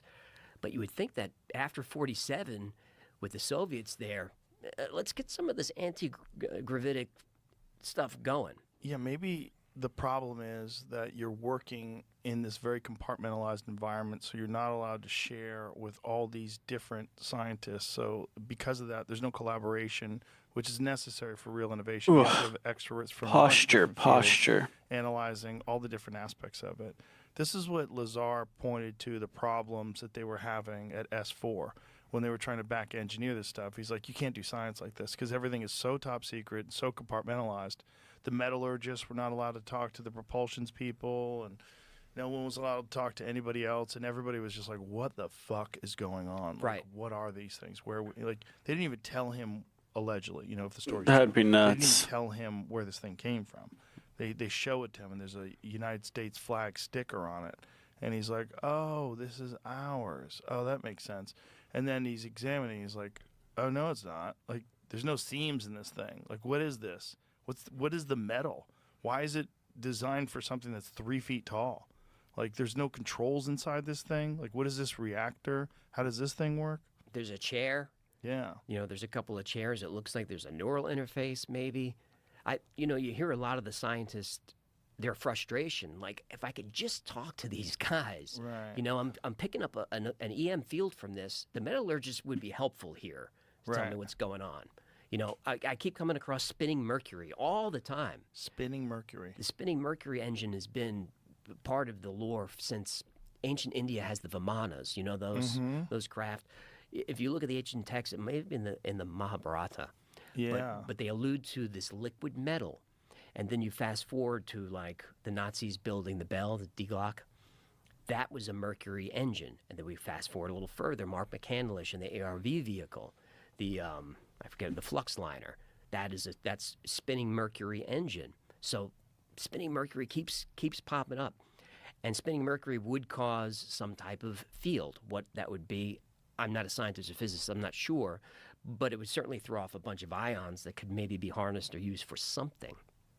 Well, it's man, we're trying to explain things to my us brain based on throbbing our current understanding of technology. Like, glass was invented a long time ago, but imagine showing up with a brand new Samsung Galaxy S25 Ultra with Gorilla Glass. In that thin frame and looking at that, they were, what the fuck is this? There'd be statues of you for 1,000 years. Well, you know what glass is, you know what metal is, right? Well, this is glass and metal. You're like, what? What? No, what the fuck is this? We took sand and made it real hot, and it made it clear. Huh? What? And you can drop it on the concrete and it doesn't break. Right. What? Yeah. So just our current understanding of technology based on the origin of that technology, just metal and glass. You show someone metal and glass is thousands of years old, show them what we have now with metal and glass, they'd be blown away. And you just keep going, go 1,000 years from now. Like, what does it all look like? It's like probably some sort of gravity propulsion system, probably 3D printed, so there are no seams. Right. Yeah. And that's the frustration about disclosure, is how far could we be disclosure? By now? Has that been disclosure in 47 or whatever? It's even more of a psyop if it's all bullshit. Like, it's a psyop if it actually is like, wow, the government is actually really good at one thing. They're good at keeping secrets about UFOs. That's right. But if they're not, if it's all bullshit, like, boy, how weird that we've been, like, focusing on this nonsense. Like, as a culture, it got in the front page of the New York Times in 2017. But meanwhile, it's all nonsense. Right. And that's almost less likely. Well, it's definitely less likely. They're posting about it. Why would they do that?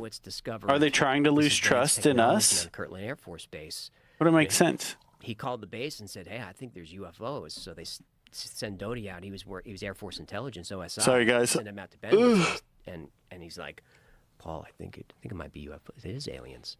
And Paul gets a little bit wacky, and he starts intercepting signals from outer space. And they're sending him messages, but it turned out it's really the NSA rented a house across the street. And Paul is committed at some point. And then Doty, over the years, changes his story and says, no, a lot of it is actually true.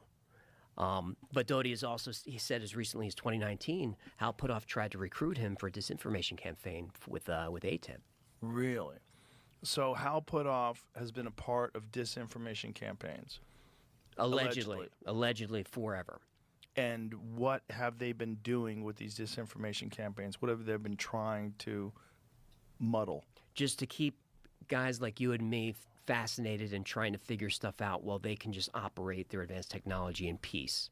Like, let them think it's aliens and UFOs. That's fine. What a dirty thing to do to filthy. us. In the 50s, they were very public about anti-gravity. It was in the papers. The G engine, they were talking about it. And then suddenly, whoosh, quiet. Yeah. Jesse Michaels talks about that all the time, the Townsend Brown. Yes. Yeah. And I don't know what that is. Remember her story, the physicist who disappeared? Right, and then she died in a car accident after she came back from China. Oops. Whoopsies. Mm-hmm. Yeah. Yep. So that was AC Gravity. If you guys want to look that up, she used to give talks and all AC that. Gravity. She was funded by DOD for $400,000, so we know that for sure. And then she just goes dark. She goes dark for 11 years. Shows up, I think, in 2013. She's back. 2014, she gets hit by a car. Why is it so fun? I don't know. Mark McClan just found all that stuff, ended up killing himself all later this on. stuff is so fun, which is why the Y files are so good. Because it's like, I always get the same feeling when I watch your show. It's like, oh, what is the answer? What is real? What is it? But it's, what is it about us that's so intrigued by these mysteries? I mean, there's so much that we know that is real. Just the nature of the cosmos itself, of black holes and solar nurseries and all the wild shit that's absolutely real. But there's these things that are like, yeah, but what is that? I don't think enough people are interested in it, to be honest. I think that's part of the problem. Well, don't you think it's because, for the most part, it's dismissed, and if you engage in it, it's like if you're a normal person, not like you or I, but if you're a person that has like a job in an accounting firm, you're like a very respected, legitimate person. It's not a normal guy. 2017, pre the New York Times article, and you want to start talking about like gravity propulsion systems that the government's been hiding, and there's back engineering programs. They've got crashed UFOs, and there's one of them. It's only like a couple hundred feet wide, but you go inside of it, it's the size of a football field. Like, right, like what? the TARDIS. Yeah, or the one in Korea that's so big they had to build a building around it because they couldn't move it. Right. I want to know what that is. Same. I wish more people were interested in it. I would almost be willing to run for president just to get access. Just if I ran for president, the company would be in shambles, but everybody would know everything about UFOs. Dude, you have no shot. They'd kill me for sure. I can't believe the things you say are news. Oh yeah, well it's because news. That's is true. really Yes, that's true. slow. They're angry about independent media. well, they are, but it's. I can't believe the things you say are news. That is so true. Holy crap. Let's see. Actually, is there anything else? I'm gonna look at. We'll do one more. This is just gonna be like a Nuke's top 5. If you guys know Nuke's top 5, I'm glad because he's freaking awesome.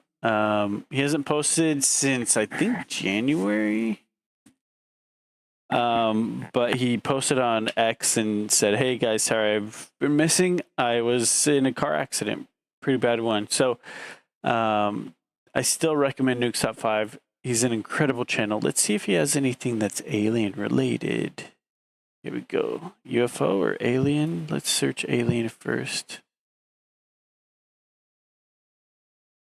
Let's see. 5 real aliens caught on tape. The best alien videos. This is 10 years ago.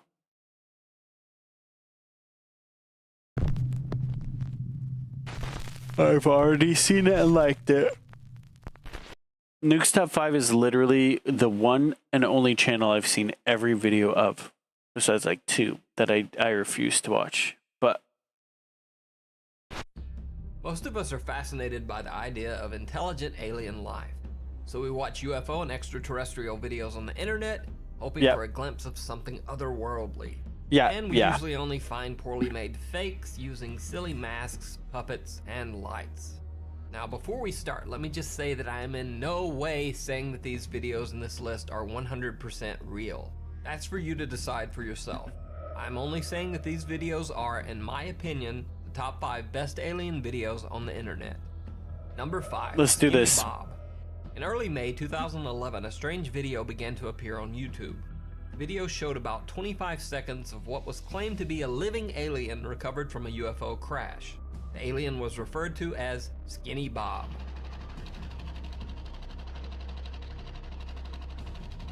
There's no way that's real. 2011. This is the video.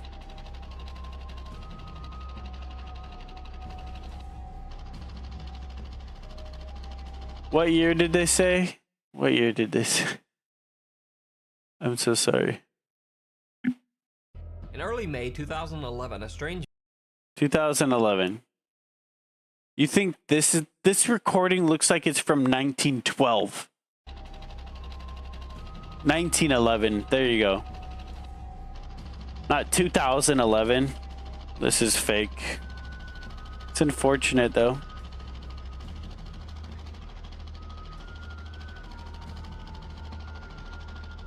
Now I know what some of you are saying. It's like, hey man, that's awesome CGI. That's like some Spielberg movie shit. It's definitely possible that the video could have been created with CGI.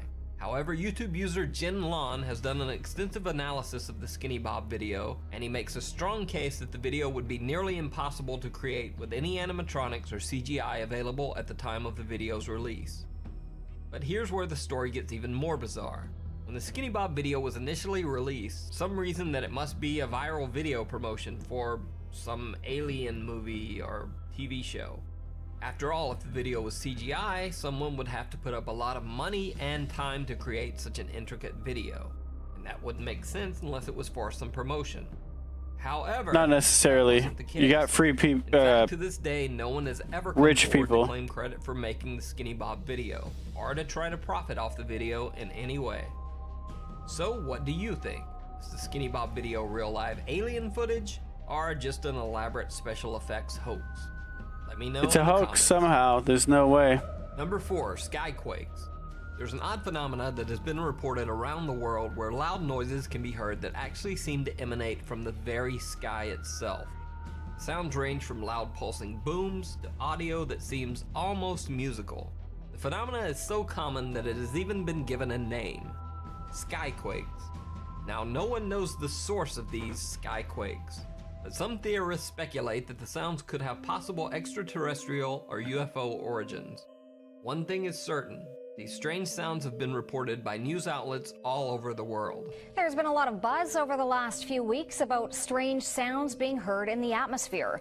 People around the world and here at home have reported hearing some bizarre noises. That heard a loud boom coming from the skies last night. Heard and felt a loud noise around 12:30 Central Time this afternoon. The area's been plagued by loud booming sounds. Problem is, no one knows where the sound is coming from. I'm going to try and describe it for everyone here, okay? If you took a whale's mating call, added a 5th grader learning to play French horn, and threw in some cheeseball ghost sound effects from a haunted house, that would be like the noise that a lot of people woke up to in St. Paul this morning. Creepy sounds have also been documented by YouTube users worldwide.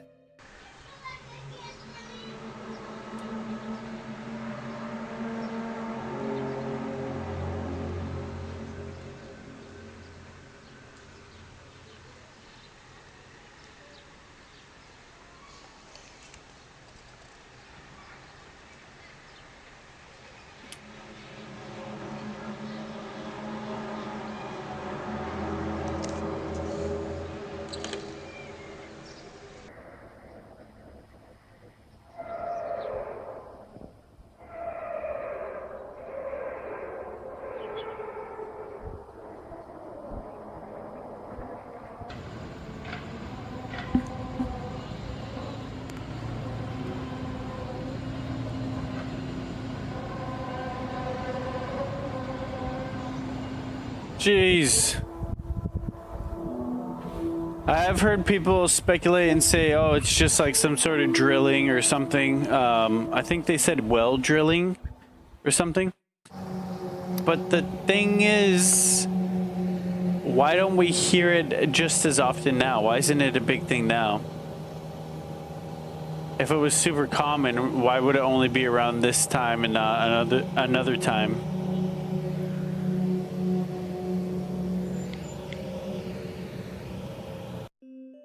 Damn. Other non-UFO conspiracy theories for the cause of these sounds range all the way from secret government weather control devices to even the assertion by some religious groups that the sounds herald the beginning of the apocalypse.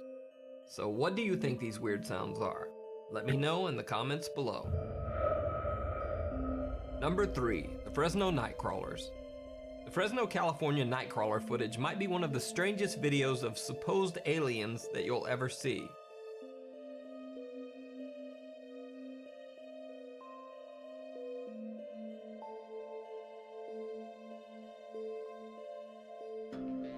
What the? Now, I realize that on first viewing, the footage looks downright ridiculous. The surreal appearance of the alleged creatures in the Fresno Nightcrawler video would make anyone doubtful. In fact, I remember when I first saw the video, my initial reaction was, hey, that looks like someone's pants are running away. But for so-called video debunkers, this video actually proved much harder to disprove than you might expect. The sci-fi television series Fact or Fake attempted to debunk the Fresno Nightcrawler video. No matter what they tried, they just couldn't reproduce the creatures in the video. They judged the Fresno Nightcrawler video to be unexplainable. A year after the airing of the Fact or Fake episode, a similar video was uploaded of these supposed aliens, this time in Yosemite National Park, 60 miles away from the original sighting.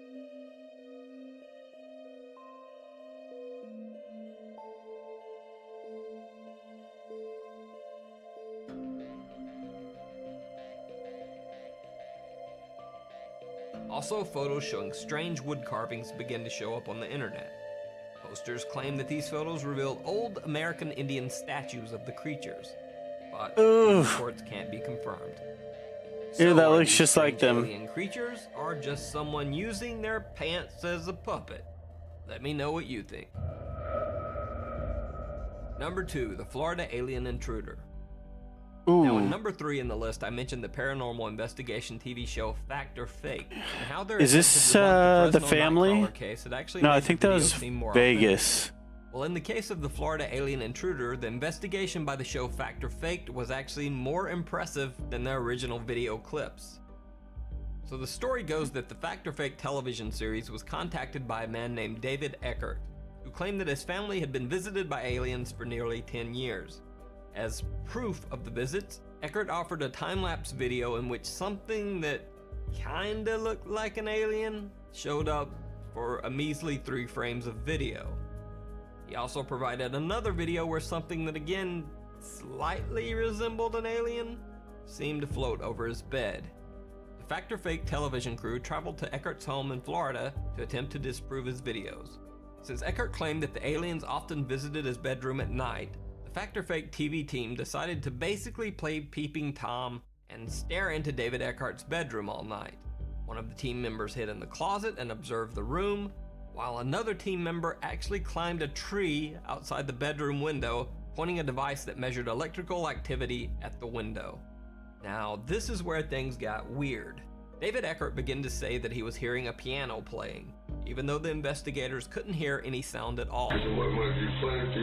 But suddenly, the Fact or Fake team's electronic instruments began to go wild. Strong readings of electrical activity were measured coming from the bedroom. A team member in the closet began to experience strange loud microphone interference, and then her camera suddenly cut out as well. Weirdest of all, the grass outside the bedroom window became covered in earthworms. All of the worms had inexplicably burrowed their way up to the surface during the strange surge of electrical interference. Was it a coincidence? Or were the worms somehow reacting to a strange presence in the home? Either way, the Fact or Fake team didn't get to see a real live alien that night, but they definitely got a strange, very hard to explain experience of their own. They should go back, follow up. The Cambergaz UFO video.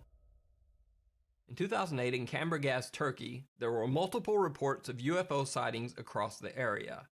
During one of these encounters, a man recorded what he believed to be a UFO hovering over the sea. The video camera that the photographer was using was equipped with a telephoto adapter that allowed him to zoom in very close to the UFO. So close, in fact, that many people who analyzed the footage actually believe that the photographer captured a couple of the craft's occupants, peering out through a porthole in the ship. The video footage was analyzed by scientific research centers in Turkey, as well as by experts in the US, Japan, Chile, Brazil, and Russia. All of the analysts came to the same conclusion. The video footage was not altered or edited in any way. Furthermore, 4 other people had witnessed the strange UFO sighting. Some skeptics claim that the Kamburgaz UFO video is actually the upper deck of a cruise ship seen across the sea. However, Kamburgaz UFO believers have tested this theory and have provided compelling evidence that the cruise ship theory does not hold up. So is this footage a real spaceship, complete with alien occupants caught on camera? Or is it just the upper deck of a cruise ship? What do you think? So those are my picks for the top 5 alien videos on the internet. Be sure to let me know in the comments which... There's another one that he does where it talks about the alien instance in Las Vegas, if you remember that one. There's cop footage, inside a car, and they see the shooting star. It's super bright, like lights up the whole night, and then it goes green, and then goes like dark. And then like within 10 to 15 minutes, something like that, there's a phone call, and that same cop that saw that is called to it, and they go to the scene, and it's in the area around where it looked like that shooting star would have fallen. And so, yeah, you got to see it. It's incredible. I'll look it up next time. But guys, it's past 3. I'm so sorry. I gotta get some sleep. I do want to watch more, and I actually do have a story I want to tell you about, but